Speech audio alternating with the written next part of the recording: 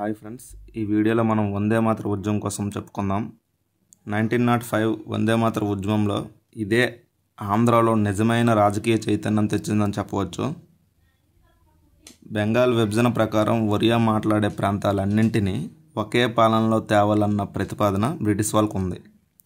అయితే విశాఖలో ఏజెన్సీ ప్రాంతం, గంజంలో కొన్ని ప్రాంతాలు మద్రాసు రాష్ట్రం నుండి విడిపోవాల్సి వస్తుంది. ఇలా అయితే సో ఆ ప్రాంతంలో నిరసిస్తూ ఆంధ్రులు బెంగాల్ విభజన ప్రతిపాదన రద్దు కోసమని వ్యతిరేకిస్తారు. నెక్స్ట్ ఈ విధంగా తీవ్ర నిరసనలు చేయడం వల్ల గంజాం ప్రతిపాదనను బ్రిటిష్ వాళ్ళు విరమించుకోవాల్సి వస్తుంది. ఇది ఆంధ్రులు మొట్టమొదటి విజయంగా భావించవచ్చు. నెక్స్ట్ వచ్చేసి ఈ వందే మాతర ఉద్యమంలో భాగంగా కొన్ని సంఘటనలు జరిగాయి మన ఆంధ్రాలో. మద్రాసు బీచ్ సమావేశం 1905, అక్కడ బెంగాల్లో ఉద్యమం జరుగుతున్న కాలంలో మన ఆంధ్రాలో మద్రాసు బీచ్ సమావేశం జరుగుద్ది. ఈ వందే మాతర ఉద్యమానికి నాంది పలికిన సమావేశం అని కూడా చెప్పచ్చు ఈ సమావేశాన్ని. యాక్చువల్లీ ఆంధ్రాలో వందే మాతర ఉద్యమం ప్రభావం ఎప్పుడు పడిందంటే 1906 అని చెప్పచ్చు. 1905లో బెంగాల్లో జరుగుతుంది ఉద్యమము. అప్పటికి దాని ఇంపాక్ట్ లేదు. 1906 వచ్చేసరికి ఆంధ్రాలో ఈ వందే మాతర ఉద్యమం ఇంపాక్ట్ పడింది. నెక్స్ట్ వచ్చేసి మద్రాస్ బీచ్ సమావేశం 1905 ఏదైతే ఉందో ఇది నాంది పలికిందని చెప్పవచ్చు ఆంధ్రాలో. దీనికి అధ్యక్షత సుబ్రహ్మణ్యం అయ్యర్ అనే ఆయన ఈ సమావేశానికి అధ్యక్షత వహించి గాడిచర్ల హరిసర్వోత్తమరావు, ఐదేవర కాళేశ్వరరావు, కోమర్రాజు లక్ష్మణరావు, గొల్లపూడి సీతారామ శాస్త్రి వీళ్ళు సభ్యులు ఈ సమావేశంలో. నెక్స్ట్ వచ్చేసి వందే మాతర ఉద్యమంలో భాగంగా ప్రభుత్వం కొన్ని ఆంక్షలు విధిస్తుంది. దానివల్ల నవయుగ అనే ఒక వార్తాపత్రిక మూతపడుతుంది ఈ వందే మాతర ఉద్యమంలో. నెక్స్ట్ మునగల రాయన రంగారావు అనే అతను, మునగల రాజానాయన రంగారావు అనే అతను తన ఇద్దరు కొడుకులకి టోగో నోగో అని జపాన్ నావికాదళ అధిపతుల పేర్లను పెడతాడు. ఎందుకు అంటే జపాన్ చాలా చిన్న దేశం ఫ్రెండ్స్. జపాన్కి రష్యాకి అప్పట్లో అదే టైంలో ఒక యుద్ధం జరుగుద్ది. ఆ యుద్ధంలో జపాన్ విజయం సాధిస్తుంది. చిన్న దేశమైన జపాను అంత పెద్ద దేశమైన రష్యాను ఓడించినప్పుడు మన ఇండియా ఇంత పెద్ద దేశం అయి ఉండి బ్రిటిష్ వాళ్ళని మనం ఓడించలేమా అనే దాంతో స్ఫూర్తిగా కొంతమంది నాయకులు తీసుకుంటారు. దానిలో భాగంగానే మునగల రాజా నాయన రంగారావు అనే ఆయన తన ఇద్దరు కొడుకులకు టోగో నోగో అనే పేర్లను జపాన్ నావికాదళ అధిపతుల పేర్లు ఇవి వీళ్ళ పేర్లను పెడతాడు. నెక్స్ట్ వచ్చేసి వీరబ్రహ్మం అనే ఆయన జపనీయం అనే ఒక స్టోరీ రాస్తాడు, చరిత్ర ఈ వార్ గురించి.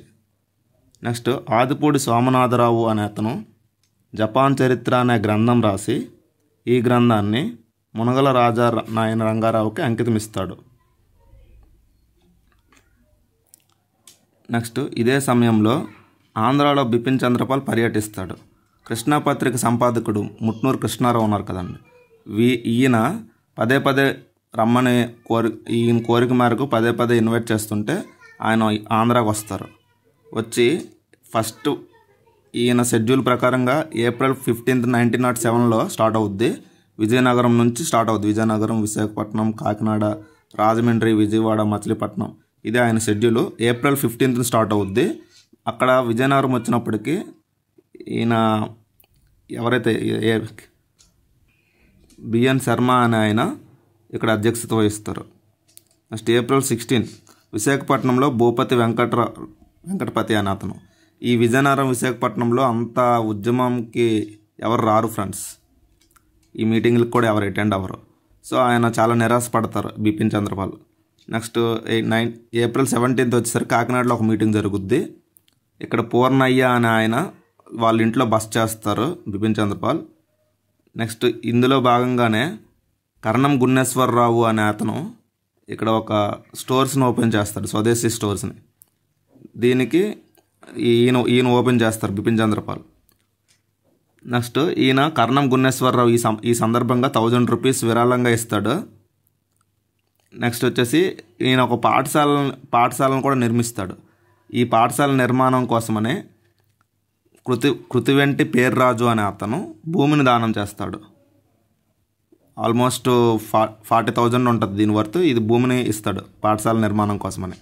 నెక్స్ట్ వచ్చేసి ఏప్రిల్ 25న రాజమండ్రి ఏప్రిల్ 19 రాజమండ్రి వెళ్తారు. మాదెల్ల సారయ్య అనే ఆయన వాళ్ళ ఇంటిలో బస చేస్తారు. ఆయన అతిథి ఇస్తారు, ఆహ్వానం. నెక్స్ట్ ఏప్రిల్ 25న విజయవాడలో జరుగుతున్న సమావేశానికి అటెండ్ అయ్యి నాయన వెంకటరంగారావు ఇక్కడ ఆయన్ని ఇన్వైట్ చేస్తారు. మునగరాజు నాయన వెంకట్రావు. ఈయన గురించి మనం చెప్పుకున్నాం కదా, వీళ్ళ కొడుకులకి టోగో నోగో అనే పేర్లు పెట్టుకున్నారని, ఈయనే. నెక్స్ట్ వచ్చేసి ఈయన మచిలీపట్నం ఏప్రిల్ 26న రామదాసు నాయుడు అనే అతను ఇన్వైట్ చేస్తారు ఈయన్ని. ఇక్కడ సమావేశానికి అటెండ్ అయ్యి అక్కడ నుంచి మద్రాసు వెళ్ళిపోయి ఈయన పర్యటన ముగించుకుంటారు. కాకపోతే ఈయన పర్యటన చేస్తున్నప్పుడు మన ఆంధ్రాలో కొన్ని సంఘటనలు చోటు చేసుకున్నాయి.